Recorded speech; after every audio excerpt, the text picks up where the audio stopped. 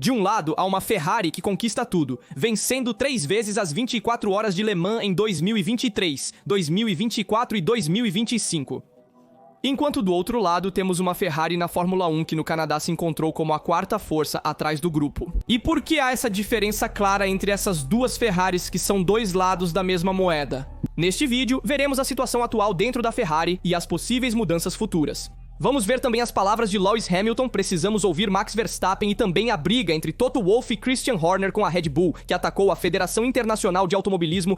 Antes de começar, por favor, deixe um like para apoiar os vídeos aqui no canal. E agora vamos começar imediatamente.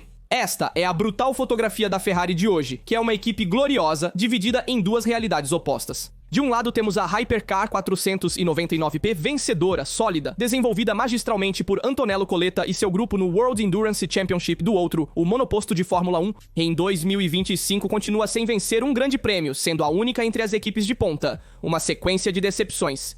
Mas vamos recapitular como o projeto Endurance da Ferrari começou. O projeto do World Endurance Championship, almejado por Elkann em 2023, funcionou desde o começo. O retorno alemão após 50 anos foi triunfal. E este ano a supremacia foi total.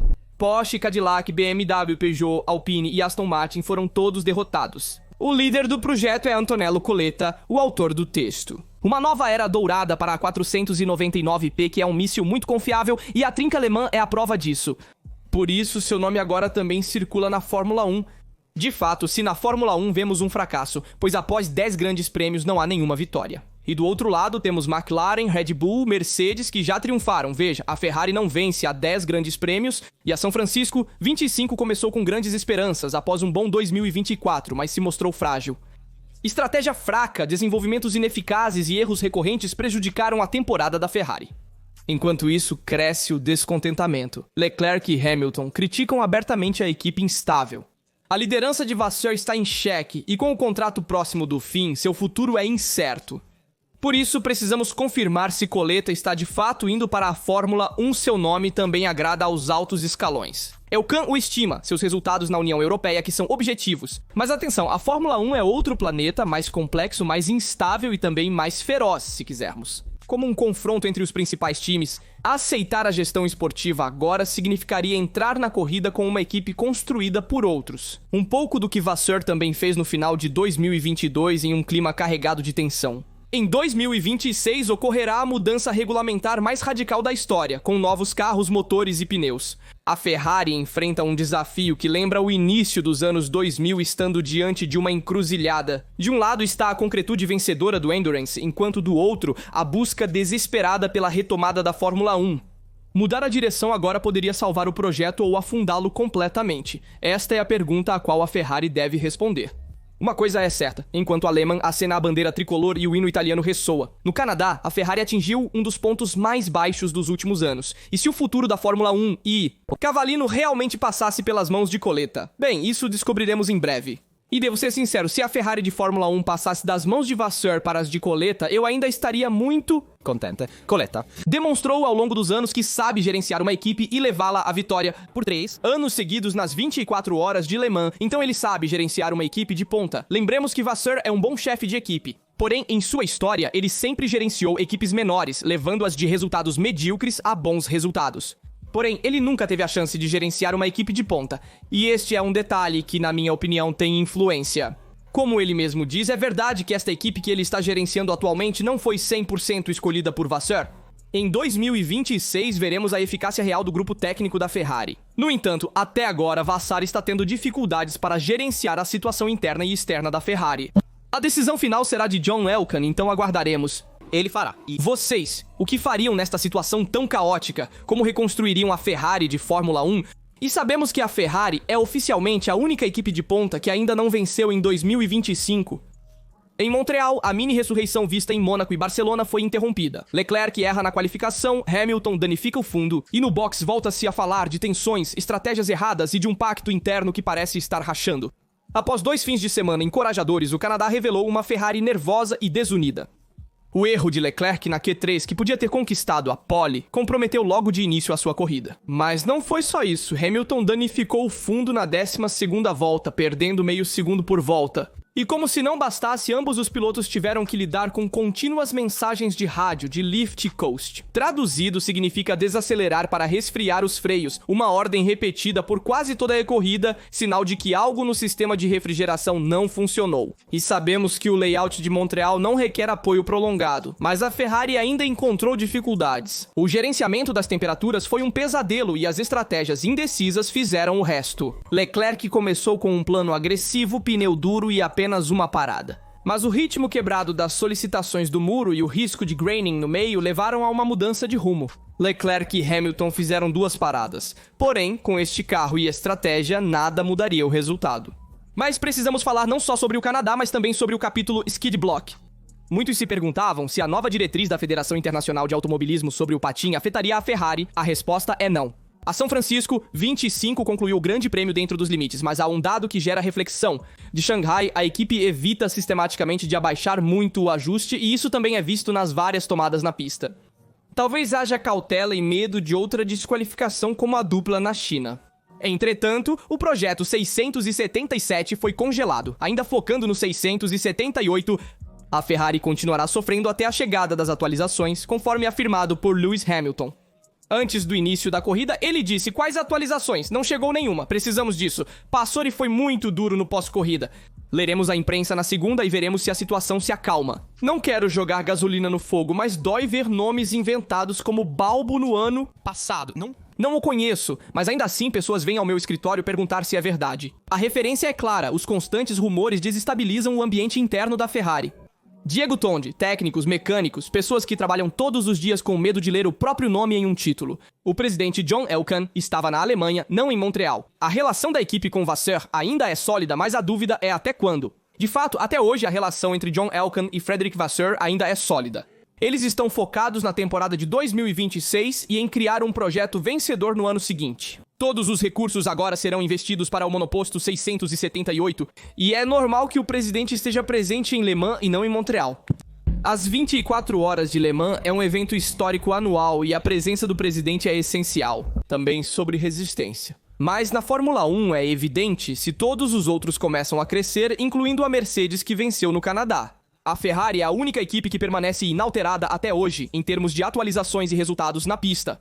A Mercedes silenciou a todos. Russell brilhou na qualificação e venceu a corrida com autoridade. Antonelli, aos 18 anos, conquista seu primeiro pódio na carreira, superando as McLarens, com uma delas se retirando da prova. Ele mesmo disse no pós-corrida que não sabia a quem dar o vácuo quando tinha Norris e Piastri atrás dele. Verstappen é presença constante na Red Bull, mas o fato é que todas as rivais já venceram, exceto a Ferrari. Em Montreal, nenhuma McLaren terminou no pódio pela primeira vez em meses. O carro mais eficaz do ano sofreu em uma pista que penaliza a traseira. De fato, Norris e Piastri enfrentaram dificuldades, apesar do bom ritmo de Lando. Porém, em área suja, a MCL 39 perde eficiência. A equipe confirmou que era um fim de semana de testes aerodinâmicos. A asa traseira em forma de V, chamada assim por baixa carga, foi confirmada. A diretiva técnica TD018, que obriga a endurecer as asas, pode ter alterado o equilíbrio do balanceamento. Também é importante discutir a situação de Lewis Hamilton, que se pronunciou após a corrida, expondo abertamente sua condição. Após o primeiro pit stop, algo quebrou, literalmente uma marmota. Ele atravessou a pista antes da curva 10, danificando a parte inferior do carro de Lewis Hamilton, fazendo-o perder bem 20 pontos de carga aerodinâmica. Um episódio absurdo que arruinou qualquer chance de recuperação, mas o real problema veio depois. Nas entrevistas pós-corrida, Hamilton foi direto ao ponto. Não entendo por que ainda não trouxemos atualizações, precisa de algo mais profundo, precisamos de mudanças estruturais. E ele diz isso sem acusar, mas a mensagem é clara, a Ferrari como está, não é capaz de vencer. E segundo Lewis, a chave para resolver tudo é mudar a abordagem. Não só avanços técnicos, mas também método, estrutura e organização.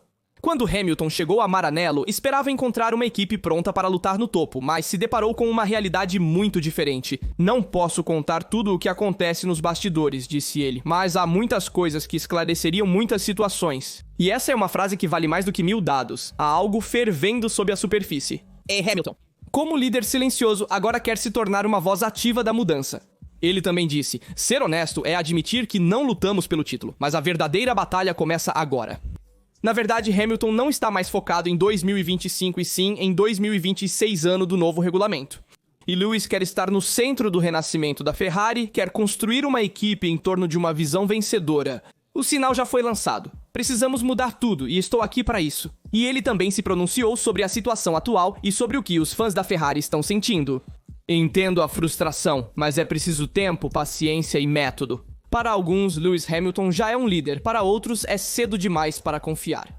Mas um fato permanece. Hamilton é o único neste momento que fala claramente, não procura desculpas e busca apenas soluções. E enquanto Hamilton fala, Vasseur também fez sua voz ser ouvida e declarou à mídia francesa: mudamos tudo. Os pilotos, o chefe da equipe, quase todas as figuras na Ferrari, mas ainda há algo errado. Em suma, há uma sombra pairando sobre Maranello há anos e algo resiste à mudança. E veremos se a mudança começará justamente com essas palavras. Na sua opinião, a revolução na Ferrari acabou de começar? Poderíamos também discutir números e resultados. Desde o início da era do efeito solo, Lewis Hamilton não tem se saído muito bem. Com esses carros, de fato, desde 2022, Hamilton só superou seu companheiro de equipe, Russell, em 2023. Nas temporadas anteriores, ele teve mais dificuldade em relação ao seu companheiro de equipe, ficando atrás dele até 2025, com 79 pontos e 25 a menos que Leclerc. Ele pode terminar a temporada com menos de 60 pontos, mas além dos resultados finais, que dependem muito do estilo de direção e do veículo dirigido. Hamilton precisa de um carro que o deixe confortável para que consiga extrair o máximo desempenho. O resultado mais preocupante, na minha opinião, é o da qualificação. Na verdade, a comparação com Russell foi de 13,9 em 2022 e 11,11 em 2023. A temporada em que Hamilton estava mais em pé de igualdade com Russell foi das últimas 5,19 em 2024 a favor de Russell e 3,7 após 10 GPs a favor de Leclerc em 2025. Hamilton sempre se destacou mais nas qualificações do que nas corridas, especialmente antes da era do efeito solo. Mas agora é evidente que Hamilton é mais um piloto de corrida do que de qualificação. Então veremos se algo mudará para o próximo ano, em 2026, com um novo carro e uma era diferente da anterior. Agora é necessário abordar o tema de Max Verstappen e o protesto da Red Bull. Na verdade, o Canadá deveria ser território da Red Bull, e no entanto, Max Verstappen teve dificuldades durante todo o fim de semana. Com pneus médios, a Red Bull 21 entrou em crise rapidamente, parando antes dos demais. Kimi Antonelli o ultrapassou após algumas curvas, enquanto Russell assumia a liderança. Um verdadeiro ataque nunca aconteceu e Verstappen, portanto, terminou atrás sem chance de resposta. E isso para ele é um claro sinal de alerta. Alarme. A corrida, porém, também teve uma polêmica inesperada. Durante o safety car, Verstappen acusa Russell de teste de freio na reta antes da largada. E a Red Bull apresenta um protesto oficial à Federação Internacional de Automobilismo, citando o comportamento antidesportivo do piloto inglês. Russell responde que Verstappen ultrapassou com a frente do seu carro sob regime de safety car. O resultado é que o recurso foi iniciado e 3 horas depois, a Federação Internacional de Automobilismo o rejeitou, declarando a conduta como não punível. No entanto, suspeito que quem leu o paddock é outro, que o protesto era apenas um dissuasor, uma mensagem para a Federação Internacional de Automobilismo para proteger Max de possíveis sanções, porque efetivamente o comportamento inadequado foi mais de Max ultrapassando Russell do que o contrário. A corrida de Max não foi completamente esquecível. Ele recuperou o terreno em placas e ganhou 18 pontos em Norris, que se retirou após o confronto com o companheiro de equipe. Mas a sensação é que, pela primeira vez em 2025, a Red Bull pareceu vulnerável, especialmente com a Mercedes voltando ao topo. A V16, com atualizações no fundo e na suspensão traseira, retornou à pista, encontrando ritmo e estabilidade mesmo com o asfalto a 50 graus. Russell dominou, Antonelli terminou no pódio e a Red Bull estava lá observando. No pós-corrida, Christian Horner interveio. As relações de poder podem mudar rapidamente, temos que acreditar. Veja o que a Mercedes fez e Toto Wolff atacou duramente Horner e a Red Bull. Um comportamento embaraçoso, antidesportivo e no limite. É assim que se destrói a credibilidade da Fórmula 1. De fato, o suposto teste de freio sob o safety car prejudicando Verstappen e a falta de respeito pela distância mínima do safety car. São duas acusações feitas pela Red Bull. A primeira acusação permanece, a segunda foi retirada. Mas a Federação Internacional de Automobilismo abriu uma investigação e depois o anúncio do protesto foi rejeitado. E Toto Wolff foi duro, a Red Bull fez o mesmo em Miami. Primeiro 2 protestos, depois uma retirada. É uma estratégia sistemática para nos desestabilizar e proteger Verstappen. Segundo o chefe de equipe da Mercedes, a questão de Horner não é apenas técnica, mas um jogo político, para gerar confusão, distrair a imprensa e colocar pressão sobre os adversários. Usar brechas regulatórias, forçar interpretações e manter as equipes no tribunal. Bem, pra mim, essa não é a Fórmula 1 que as pessoas querem, disse Toto Wolff. A Red Bull venceu por anos graças à pista, agora ataca a esportividade quando... Perde. Horner. Reafirmou, cada equipe tem o direito de sinalizar anomalias, a nossa foi uma iniciativa lícita, necessária e fundamentada. Se a Federação Internacional de Automobilismo rejeitou a reclamação, tudo bem, não há arrependimento. Horner reiterou que mesmo sob safety car, há regras que devem ser seguidas. Em resumo, o clima está tenso entre Verstappen e Russell e especialmente entre Horner e Toto. Wolff. O real perigo, a meu ver, é a credibilidade da Fórmula 1, pois Montreal evidenciou o paradoxo da categoria nos dias atuais. Os regulamentos estão mais complexos, as estratégias fora da pista são mais influentes e as ultrapassagens e diretrizes técnicas são muito complicadas de entender. Então, onde termina a tática e onde começa o jogo sujo? Essa é a verdadeira pergunta à qual devemos responder. Para concluir, gostaria de falar sobre o orgulho italiano de Montreal. Ou seja, Kimi Antonelli, que terminou no pódio aos 18 anos seu primeiro pódio na Fórmula 1 e fez uma corrida magistral. Vejamos juntos, o terceiro lugar de Antonelli é mais que uma boa notícia, é um sinal. O bolonhês, classe de 2006, gerenciou a pressão de Verstappen e resistiu ao retorno da McLaren. Ele começou forte, manteve o ritmo de Max na maior parte da corrida e se defendeu no final. Podemos dizer... Uma gestão experiente, mesmo após corridas abaixo do esperado que geraram polêmica. Antonelli gerenciou bem o primeiro stint, abrindo vantagem e depois se juntando ao grupo. Cabeça com borracha. Max não conseguiu acompanhar o ritmo de Russell e adotou uma abordagem conservadora, terminando 6 segundos atrás. A Mercedes tem um verdadeiro talento em mãos e o Grande Prêmio do Canadá mostrou isso apesar dos erros. Confusão, quem trabalha bem e em silêncio pode fazer a diferença. E na opinião de vocês, Kimi Antonelli já está pronto para vencer na Fórmula 1. Como você avalia o futuro da temporada dele e da Mercedes após a vitória no Canadá? Compartilhem suas opiniões sobre os tópicos discutidos no vídeo. Deixe um like, se inscreva e ative as notificações para não perder nenhuma notícia sobre a Fórmula 1. Confira outros vídeos relacionados aqui no Rastroduto. Até o próximo vídeo.